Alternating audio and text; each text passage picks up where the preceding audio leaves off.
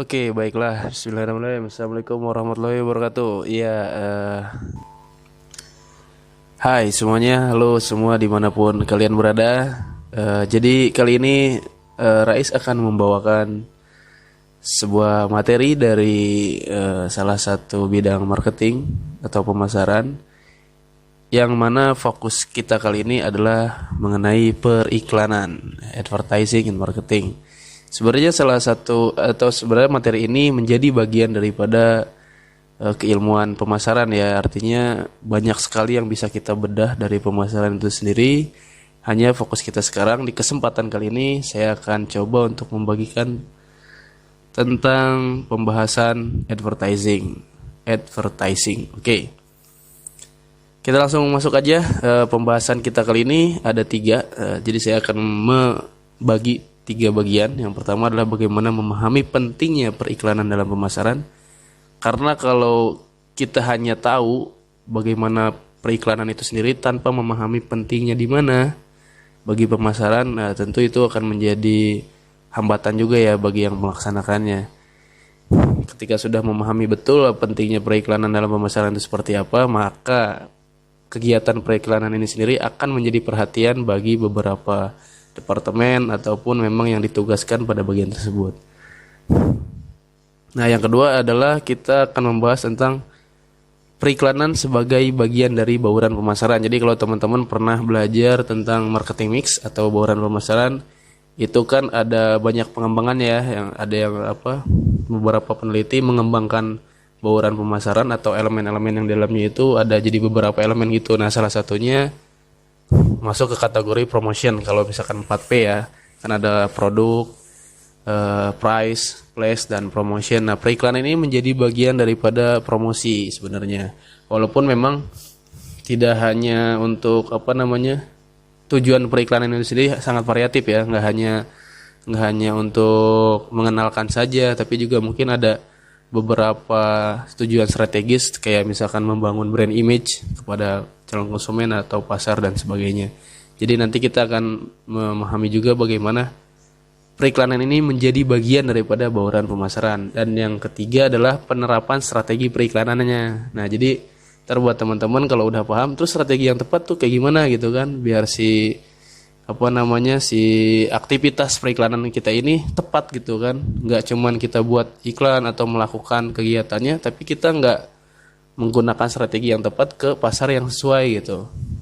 Karena kan kadang kita ikut tren aja ya, misalkan trennya lagi banyak orang menggunakan media dalam membuat atau menyebarkan iklannya, misalkan media A misalkan, ternyata pasar dia tuh nggak di situ gitu. Nah, ini kan menjadi salah satu langkah yang kurang tepat ya.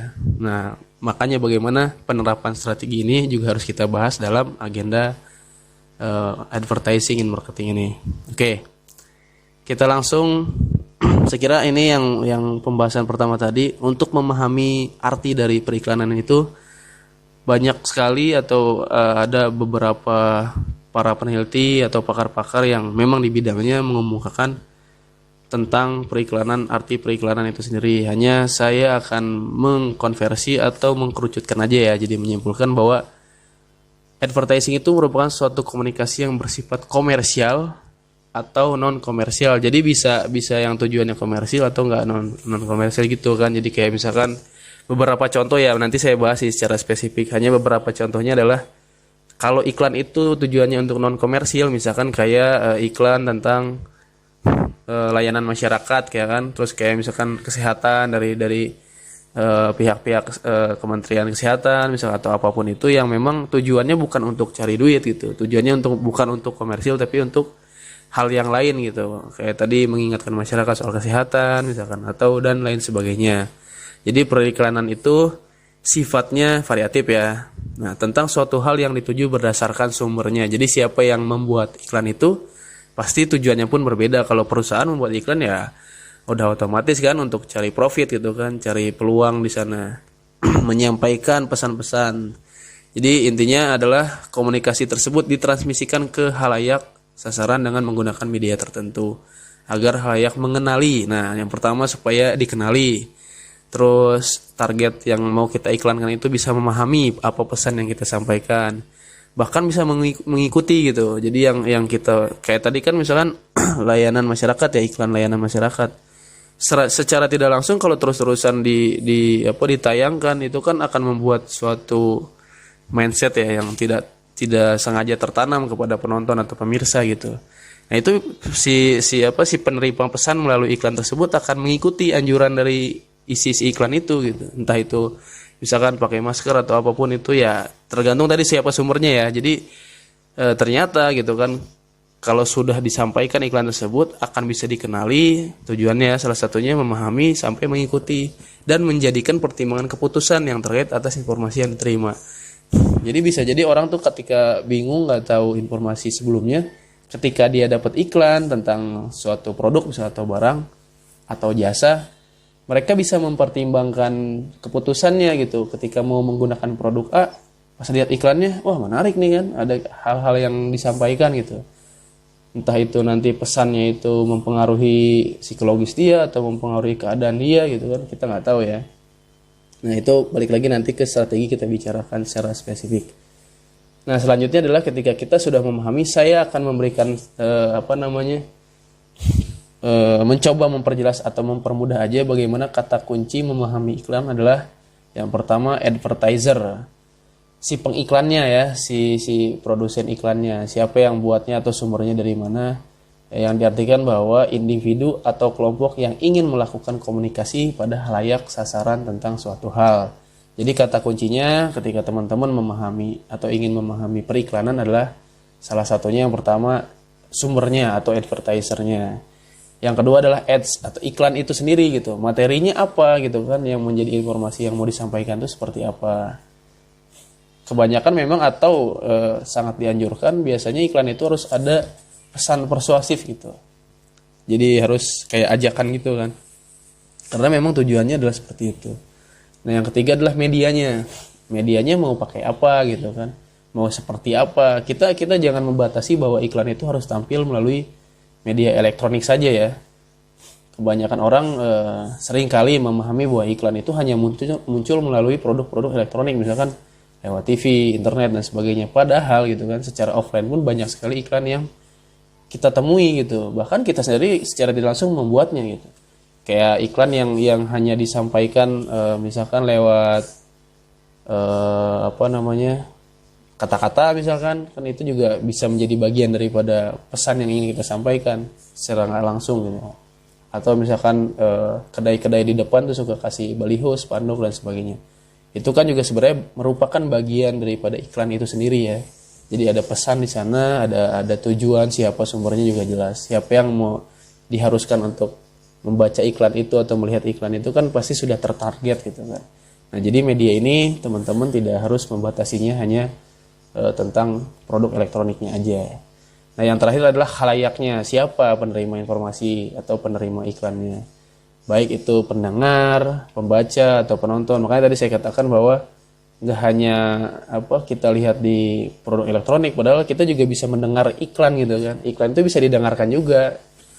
Nah banyaklah jenisnya, nanti kita akan bedah satu persatu. Jadi kata kuncinya untuk memahami iklan itu sendiri adalah yang pertama advertiser, yang kedua ads-nya, iklannya, bahan atau materinya, yang ketiga medianya, dan yang terakhir adalah khalayaknya. Mudah-mudahan sampai sini teman-teman paham ya. Termasuk saya juga menjadi refleksi diri bahwa seringkali saya juga menjadi gagap gitu ya untuk membuat suatu iklan, karena kadang saya juga agak lupa bagaimana iklan itu ternyata bisa berkembang terus gitu seiring berjalannya waktu. Mungkin nanti ada lagi kata kunci lainnya yang nggak wajib tapi selalu ada dalam pembuatan iklan, misalkan entah apa itulah nanti. Kalau di sini kan hanya sumbernya, bahannya atau medianya dan halayaknya. Mungkin nanti ada lagi kan, kita nggak tahu ya ke depannya.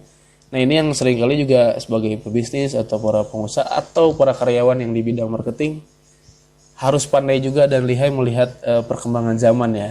Karena seiring berjalannya waktu pasti ilmu itu akan terus berkembang.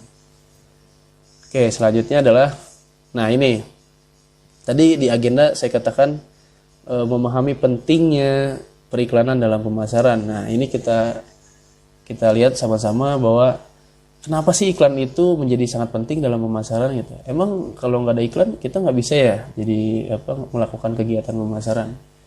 Ya itu teman-teman sendiri yang bisa menjawabnya ya. Hanya yang saya mau sampaikan adalah kenapa iklan itu menjadi penting atau periklanan ya menjadi penting adalah yang pertama sebagai alat dalam menyampaikan informasi tertentu secara terarah gitu dan terukur. Karena kalau kita nggak memahami kegiatan periklanan itu sendiri, kita nggak akan tahu nih kemana arah yang mau kita sampaikan. Bagaimana caranya kita mengukur iklan ini pas apa enggak di pasar kita gitu. Jangan sampai kita memberikan iklan A tapi disampaikannya di waktu dan tempat yang tidak tepat gitu kan. Kayak misalkan gini lah. Kalau teman-teman misalkan kurang tidur ya, katakanlah lagi nggak bisa tidur nih malam-malam. Pasti iklan yang dilihat sama teman-teman ketika nonton TV itu berbeda dengan iklan di siang hari gitu. Karena memang periklanan itu sendiri penting untuk benar-benar memahami siapa aja selayaknya gitu kan, siapa aja waktu-waktu yang pas atau tepat untuk menerima iklan tersebut. Nah, jadi dengan adanya periklanan atau kegiatan periklanan ini kita jadi tahu nih secara terarahnya seperti apa, terukur juga target yang pas sesuai dan sebagainya lah ya. Yang kedua adalah upaya dalam mendapatkan feedback dari tujuan sebuah iklan. Nah, tadi kan saya katakan bahwa iklan itu nggak hanya komersil ya, ada juga non komersial. Makanya ya kenapa periklanan itu menjadi penting adalah supaya kita dapat feedback gitu dari tujuan iklan itu sendiri. Misalkan kita tujuannya tadi hanya mau mengenalkan nih, bukan mau jualan gitu. Mengenalin dulu. Feedbacknya apa kan ketika mereka menerima pesan atau iklan yang kita sampaikan, mereka bisa menyebarkan lagi ke teman-temannya yang belum lihat iklan kita gitu. Kan asik kan secara tidak langsung udah mulut ke kuping tuh kan. Gue tadi lihat iklan ini keren lo bro gitu kan. Dia ceritain lagi ke teman-temannya dan sebagainya lah seperti itu. Intinya dengan lihai atau pandainya kita membuat atau memperhatikan fokus pekerjaan kita pada periklanan, salah satu dalam kegiatan marketing adalah ya itu tadi mendapatkan feedback dari tujuan kenapa iklan itu dibuat. Nah, yang ketiga adalah salah satu marketing tool yang terkait dalam bauran pemasaran. Nah, ini kenapa bisa menjadi penting ya karena ini menjadi alat pemasaran gitu kan. Bahkan sudah dijelaskan secara gamblang dalam teori bauran pemasaran yang terus berkembang. Periklanan ini menjadi salah satu bagian daripada itu, alat lah. Ibarat kita kalau nggak punya alat, kan memang mungkin semuanya nggak harus lengkap ya. Hanya kan ketika kita ingin ideal atau kita masih bisa, kapasitasnya masih ada, kenapa enggak gitu kan kita menggunakan alat pemasaran yang satu ini gitu, si pemasaran ini. Jadi pemasaran itu kan marketing tool ya salah satunya. Kan banyak tuh marketing tool, ada branding, ada katakanlah misalkan channel manajemennya bagaimana, saluran distribusi seperti apa. Kan nggak cuman jualan-jualan, marketing tuh luas gitu. Bukan sales, bedakan ya antara sales dan marketing. Sales itu ya orang yang menjual gitu kan. Tapi marketing itu dia yang merencanakan atau menyusun si sales itu bagaimana bekerja. Salah satunya seperti itu. Bahkan ada juga nanti kita akan bahas kemudian, mudah-mudahan ada pertemuan lagi tentang customer relation management, bagaimana memanage atau mengelola hubungan kita dengan para pelanggan. Itu banyak sekali yang bisa kita bedah. Nah, kita kembali lagi pada topik advertising ini. Tadi kita sampai ke poin ketiga ya. Nah, yang keempat adalah untuk menunjang keberhasilan strategi pemasaran. Jadi kalau kita bicara strategi pemasaran, salah satunya ditunjang oleh kegiatan periklanan. Seperti itu kurang lebih teman-teman ya. Jadi kenapa periklanan itu menjadi penting ya beginilah. Mungkin nanti teman-teman bisa memahami sendiri bagaimana kok iklan penting sih. Ternyata pas teman-teman jalanin bisnis, oh iya ya ternyata penting ya gitu kan. Karena kan kita nggak akan bisa merasakan seutuhnya kalau kita belum mencobanya gitu. Nah seperti itu. Selanjutnya adalah bagaimana fungsi periklanan. Nah, ini saya mengutip salah satu pakar ya, Terence A. Sim mengumumkan bahwa iklan memiliki fungsi sebagai berikut. Ini saya sampaikan poin-poinnya aja, nanti teman-teman bisa pause videonya dengan membaca lebih spesifik lagi. Yang pertama fungsinya adalah informing, ya kan? Yang kedua persuading, yang ketiga reminding, keempat edit value, dan keenam exciting. Jadi nanti teman-teman bisa menggali lagi nih, ada penjelasannya di sana ya. Informing memberikan informasi, persuading mengajak atau memberikan bujukan, reminding memberikan stimulus kepada sasaran. Jadi orang tuh kalau yang tadinya cuman tahu produk A gitu kan, setelah sekian lama sekian bulan nggak ketemu tuh mungkin dia lupa gitu kan. Ya kita dengan adanya iklan kita bisa mengingatkan kembali, weh bro lihat iklan ini nih, ini ceritanya saya iklan ya kan, ingatkah kalian dengan saya gitu kan, saya yang dulu pernah membantu kalian misalkan membersihkan rambut kalian, saya iklan sampo dulu ya. Nggak mungkin sih, ini nih hanya contoh konyolnya aja seperti itu. Jadi intinya fungsi iklan itu bisa reminding juga loh gitu. Oh iya, dulu tuh saya pernah beli ini di sini-sini. Tapi di mana ya kan? Karena iklannya masih ada ya kelihatannya, dia tahu lah. Reminding salah satunya. Memberikan stimulus kepada sasaran baik secara umum maupun khusus terhadap objek yang diiklankan. Bahkan sekarang kan kalau kita yang SMS otomatis itu kan kalau kita lewat salah satu kedai atau restoran tertentu, ya tadinya mungkin kita nggak ngeh ya di sebelah kiri itu misalkan ada kedai ini, tapi ketika mereka sudah bermain dengan teknologi dan memasang iklan kepada handphone kita, pas kita lewat itu mereka ngirim SMS kan, dapatkan promo berbelanja makan di sini gitu kan, promo dapat satu ya. Tadinya kita nggak tahu gitu, maksudnya lupa lah gitu kan kalau nggak ngeh kalau oh iya di sini tuh ada tukang dagang ini ya. Tapi karena kita cuma niatnya cuma lewat doang, tiba-tiba dapat iklan keluar, oh jadi inget tuh, yaudahlah makan dulu kan, mampir dulu. Nah kurang lebih seperti itulah analoginya ya. Yang keempat adalah added value, dapat memberikan nilai tambah terhadap suatu objek yang menjadi bahan iklan. Memang perspektif orang terhadap iklan itu kan macam-macam ya. Kalau produk-produk mahal biasanya iklannya juga jarang gitu. Mungkin diiklankannya di kalangan-kalangan tertentu. Hanya yang dimaksud pada nilai tambah itu adalah ketika orang mengetahui produk A hanya itu saja. Apa sih misalkan produk A itu apa ya? Misalkan ya air mineral misalkan. Dia taunya air mineral, ya udah air aja gitu kan. Karena dia belum lihat iklan nih. Pasti kasih tahu iklan, oh air mineral A diambil dari pegunungan, bisa melepaskan dahaga, mengandung bla gitu kan. Oh iya ternyata produk ini tuh begini-begini ya. Itu kan jadi nilai tambah tuh, dengan adanya iklan orang jadi tahu gitu kan. Oh iya, tadinya produk dipandang biasa aja gitu. Karena dia si konsumen atau si target atau halayak tadi belum benar-benar memahami gitu kan. Belum memahami produk itu sendiri, makanya ada iklan gitu.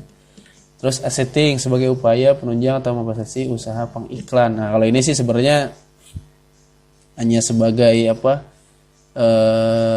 ya katakanlah aset lah ya. Dengan adanya periklanan itu kita kayak jadi punya kapasitas tambahan lah atau kemampuan lebih. Ya mungkin kita juga bisa berkolaborasi dengan para jasa pemasang iklan dan sebagainya. Kurang lebih seperti itu. Nanti teman-teman bisa cari bukunya yang ditulis oleh Terence Asim ya. Beliau yang mengemukakan bagaimana fungsi periklanannya sendiri. Kita lanjut, ada 12 slide. Ini baru sampai 7, mudah-mudahan bisa kita sampaikan semuanya. Ternyata periklanan itu bisa diklasifikasikan. Ini saya mengambil kutipan atau pendapatnya dari Philip Kotler ya. Ini salah satu guru kita juga lah ya dalam bidang pemasaran. Klasifikasi iklan itu seperti apa gitu. Nah yang pertama, institutional advertising. Ini bertujuan untuk memberikan informasi yang dapat membentuk citra, image atau suatu hal yang bersifat membangun nilai-nilai si perusahaannya lah gitu. Jadi dia mengiklankan bukan produk yang dijualnya atau jasanya, tapi perusahaannya, bisnisnya yang diiklankan itu. Makanya biasanya kalau di perusahaan itu ada yang namanya CSC ya, Corporate Secretary. Corporate Secretary jadi sekretaris perusahaan. Dia yang harus menghandle semua informasi perusahaan termasuk websitenya. Bahkan kalau misalkan ada masalah ya, ketika perusahaan atau bisnis yang dijalaninya ada masalah, yang menjadi penyampai pesannya itu si corporate secretary ini. Gimana dia harus memberikan info-info melalui iklan, dalam bentuk iklan dan sebagainya, supaya branding atau citra perusahaannya tetap baik gitu. Misalkan kalau lagi ada masalah atau seperti apa, ya tadi mengelola websitenya dan sebagainya, mungkin seperti itu. Nah kemudian adalah brand advertising ya kan, ini tujuannya untuk branding. Tadi ini sudah saya sampaikan terus menerus dari sebelumnya. Salah satunya ya untuk nge-brand aja gitu, biar lebih di kalangan-kalangan tertentu yang dapat iklan itu ya udah oke banget lah pokoknya. Terus classify advertising, periklanan ini memuat iklan yang memiliki tujuan tertentu saja secara spesifik, seperti menyebarkan informasi tertentu, penawaran suatu objek atau suatu peristiwa. Jadi ini sifatnya spesifik lah gitu, hanya untuk tertentu dan mungkin nggak berlaku lama gitu. Ketika udah dilihat, ya udah nggak bisa ditayangin lagi besok gitu, karena udah nggak berlaku lagi masanya. Lebih spesifik lah di hal-hal tertentu aja, tujuan tertentu. Yang terakhir adalah sales advertising, bertujuan sebagai bentuk iklan yang komersial. Ini yang paling kita sering lakukan ya. Kalau saya pribadi di bisnis yang skala kecil atau mikro itu, ya tujuan kita mengiklan ya untuk menjual, gimana jual. Jarang sekali saya memikirkan bisnis saya disampaikan ke mereka bahwa bisnis kita tuh seperti ini. Ya walaupun itu udah tercantum di informasi kita ya, di biografi kayak sosial media atau website, hanya yang sering kita sengaja buatkan iklannya ya untuk penjualannya aja. Nah inilah kurang lebih klasifikasi, bukan kurang lebih sih sebenarnya, ini yang mungkin sudah pakemnya dari Philip Kotler tentang klasifikasi pemasaran. Nah, ini sebenarnya saya sempat menulis resum secara spesifik. Tadi kan dari Philip Kotlernya ya, ini klasifikasinya bahwa berdasarkan tujuan iklan itu ada yang komersial dan non komersial. Tapi berdasarkan isi pesan itu sangat banyak dan variatif. Mungkin lebih dari yang saya tuliskan ini kan, kayak berdasarkan isi pesan nih, klasifikasi iklan untuk politik, kesehatan, pendidikan, produk, lowongan kerja itu bagian daripada periklanan. Terus peristiwa, telah terjadi bencana bla bla bla misalkan, donasikan ini Anda ini, itu kan mereka nanti buat iklan bentuk flyer atau video seperti apa. Olahraga, terus pariwisata dan sebagainya. Olahraga tuh misalnya kayak ada turnamen, itu ikutilah pertandingan A, pertandingan B gitu. Itu kan dibuat menggunakan teknik atau keilmuan periklanan ya. Kurang lebih seperti itu resum yang saya spesifikkan dari beberapa ilmuwan. Sebenarnya nggak cuma dari Philip Kotler aja, cuman itu yang biar teman-teman biasalah ya, kalau kita anak-anak mulainya dari textbook ya itu loh itu, ternyata oh ya memang dari guru kita pun sudah disampaikan seperti itu, tapi kita bisa kembangkan lagi seperti yang saya lakukan ini. Jadi bisalah kita menyesuaikan juga dengan bisnis kita. Beberapa ahli banyak mengemukakan bagaimana klasifikasi sebuah iklan. Seiring berjalannya zaman, aktivitas periklanan mungkin akan terus mengalami perubahan atau penyesuaian. Bahkan nih, dari iklan itu sendiri ada lingkungan-lingkungan yang mempengaruhi iklan, ya kan? Baik iklannya dipengaruhi atau lingkungannya dipengaruhi iklan, ya kan? Kayak lingkungan sosial, ekonomi, teknologi, dan politik. Ya mungkin nantinya ada lagi yang mempengaruhi, kita nggak tahu ya. Ya. Nah, tadi kita sudah memahami betul soal periklanan, terus kenapa pentingnya periklanan, kenapa periklanan itu menjadi bagian daripada bauran pemasaran. Lalu kita mengkerucutkan lagi nih, atau memastikan lagi kenapa periklanan dan marketing itu saling berkaitan ya. Beginilah. Yang pertama itu bentuk pesan yang sampai mengalami banyak perkembangan sejalan. Sebelumnya kita baca dulu proses komunikasi iklan dalam pemasaran. Nah, kenapa iklan itu posisinya ada di pemasaran? Nah, kita lihat. Ini kita bicaranya skala bisnis dulu ya, maksudnya dalam konteks bisnis ya. Saya nggak akan memfokuskan kepada yang tujuan berdasarkan non komersial, karena mungkin itu bidangnya khusus lagi. Ada beberapa metode atau hal-hal yang harus dijelaskan lebih dalam lagi. Sebenarnya kalau dalam konteks bisnis ya kurang lebih seperti inilah gitu. Nanti teman-teman juga mungkin bisa mendapat referensi lain dan sebagainya, bisa di-compare aja. Nah, terkait proses daripada komunikasi iklan dalam pemasaran adalah yang pertama pengirim sender. Ini sama kayak manajemen komunikasi kurang lebih. Jadi ada pengirimnya, terus pesan yang disampaikannya apa, medianya apa, penerimanya siapa, dan yang kita harapkan ada feedback dari situ. Ya feedbacknya variatif ya, macam-macam. Ada yang pengennya nambah penjualan, yang tadinya yang beli 10 sekarang setelah diiklankan jadi 12 gitu. Dading Bang Olen setelah dikasih di iklan kan. Ya itulah pro kontranya lah. Cuman terlepas daripada itu, kalau kita bicarakan periklanan ya itu feedbacknya yang didapat tukang odading itu dapat adalah feedback dari hasil iklannya yang dibuat secara tidak sengaja oleh itu kan. Emang siapa Ade itu ya. Nah, kemudian adalah setelah proses kita pahami bahwa bentuk pesan yang disampaikan mengalami banyak perkembangan nih, ada yang dalam bentuk teks. Maaf. Teks itu misalkan tulisan ya. Entah itu artikel atau apa. Nah, copywriting juga sebenarnya bagian daripada itulah, kurang lebih sama. Hanya biasanya yang lebih uniknya kalau di copywriting itu caption lah ya. Kalau di sosial media tuh captionnya seperti apa yang bikin menarik gitu kan, dan sebagainya. Terus voice over juga kan. Itu kalau iklan-iklan di TV nggak ada voice over ya agak aneh juga gitu kan, hanya visual dan musik aja. Visual grafis ya udah pasti sih itu, dan sebagainya lah. Terus medianya juga ada yang offline, ada yang online. Ya seperti tadi yang saya katakan mengalami perkembangan lah ya. Umpan baliknya juga sama. Oke, kita lanjut ya. Advertising strategi manajemen. Nah, ini yang menarik nih. Kalau tadi kita dari awal sampai 3/4 pembahasan sudah menggali terus tentang periklanan ini sendiri. Terus apa yang bisa kita lakukan gitu supaya iklan kita tuh oke ya, kita kelola strategi iklannya gitu kan. Kalaupun kita udah kan masing-masing bisnis pasti punya strateginya masing-masing nih ya kan. Saya nggak mungkin secara spesifik, bukannya saya nggak akan secara spesifik menjelaskan bisnis A strateginya ini, sebenarnya itu terlalu kompleks ya. Hanya bagaimana strategi itu akan bisa digunakan secara tepat ya kita harus kelola juga nih. Misalkan cara pertama kita harus riset dulu. Ini konteksnya bisnis ya, bisnis yang mungkin skala menengah ke atas lah. Kalau kita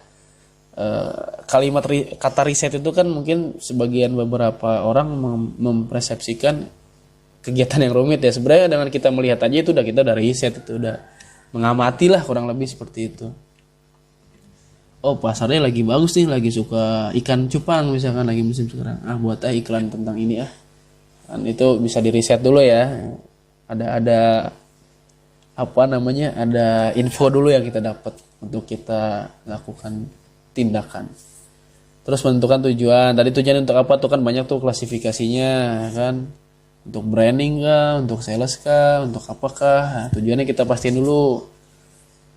Terus halayak sasarannya siapa? Ini main ke dasar lagi sih, segmentasi kita siapa, buka lagi, baca lagi data-data kita. Siapa sih sebenarnya yang menggunakan produk kita gitu kan, yang memakai jasa kita itu siapa, kalangan seperti apa, segmentasi seperti apa. Ya udah, nanti kita ngiklannya di sana gitu kan. Terus budgetingnya juga diukur, jangan sampai kita sampai high budget tapi feedbacknya nggak sesuai gitu, atau sebaliknya kita nih low budget tapi ketika kita dapat feedback kitanya nggak siap gitu kan, dan sebagainya lah. Kapasitas atau budgeting itu kita harus sesuaikan. Oh, yang beli banyak nih tapi pas mau produksi biayanya kurang kan, gara-gara diiklanin tiba-tiba viral kan, siapa yang tahu gitu, malah jadi jelek. Oh, pelayanannya kurang cepet nih katanya, padahal bukannya kurang cepet, emang kurang sumber daya aja gitu perusahaannya atau si pebisnisnya. Terus bentuk pesan tadi udah disampaikan, pemilihan media juga teman-teman pasti menyesuaikan lah, tahu ya. Terus mengukur efektivitas. Nah, ini nanti harusnya ada lembar evaluasi ya, kita lihat nih nanti pergerakannya. Kalau di Instagram itu istilahnya insight-nya ya kan, kalau kita habis promosiin postingan kita tuh ada laporan insight-nya. Kita ukur tuh efektif apa enggak gitu kan, dan sebagainya. Oke, ternyata itu slide terakhir ya. Dan ini slide penutupnya, saya selalu berikan ini sebagai topping lah ya, topping dalam sebuah materi atau pembahasan. Ini dikatakan oleh Henry Ford. Nah, ini kalau nggak salah nih yang punya mobil Ford ya, nanti koreksi ya jadi kolom komentar kalau saya salah. Bapak Henry Ford ini, ya itulah, banyak sekali quotes yang kadang saya nggak tahu siapa yang bikin ya, tapi suka ingat dan cari-cari di Google, wah ini nih, ternyata ini.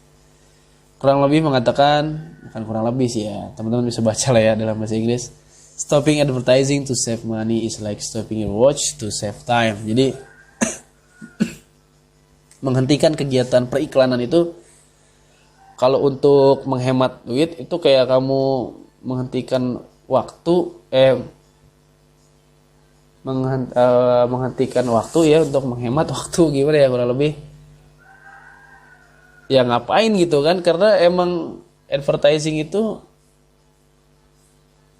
udahlah misalkan budget kita segini ya udah lakuin iklannya segini, ya nggak gitu juga gitu ya. Kamu kalau kayak berhentiin jarum jam supaya apa namanya, kamu menghentikan beli jam atau pergerakan jam supaya waktu dia nggak bergerak lagi, bumi nggak berputar, kan nggak mungkin gitu. Ini kan terus bergerak ya, akan terus berjalan.